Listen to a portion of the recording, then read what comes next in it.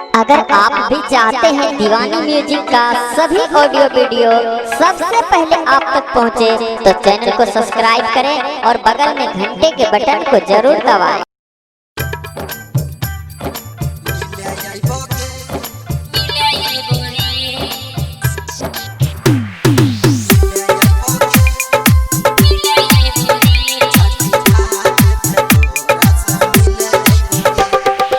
Music by नवल जी।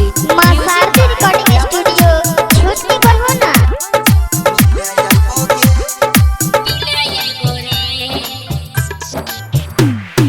मिले आइबोगे जान, मिले आइबोगे, मिले आइबोगे जान, मिले आइबोगे छठी घाट पे तोरा से मिले आइबोगे, छठी घाट पे तोरा से मिले आइबोगे।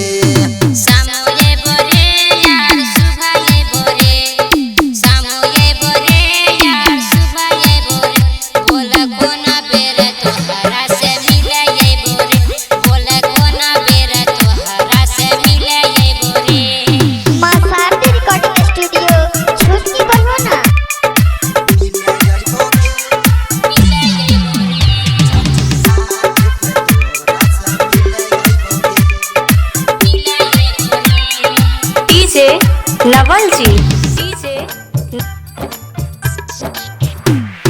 दोनों बेरा आइबो जान, दोनों बेरा गे, दोनों बेरा आइबो जान, दोनों बेरा गे। रहबे कवन साइड बोले हमें कहाँ आइयोगे, रहबे कवन साइड बोले हमें कहाँ आइयोगे।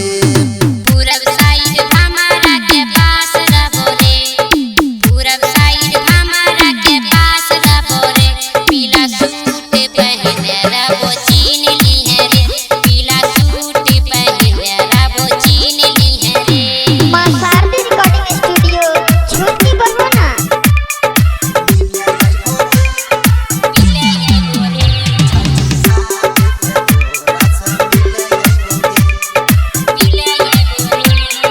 डीजे नवल जी।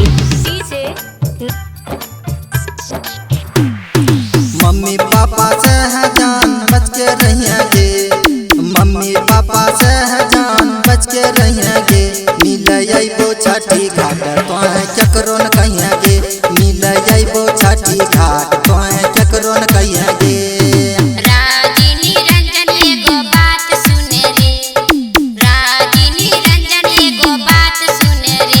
राइटर सुमो चिंगारी के साथ लइहे रे, दोनों दोस्त साथे घाट पे मिले आइहे रे, दोनों दोस्त साथे घाट पे मिले आइहे रे। मां शारदा रिकॉर्डिंग स्टूडियो छुट्टी पर हो ना।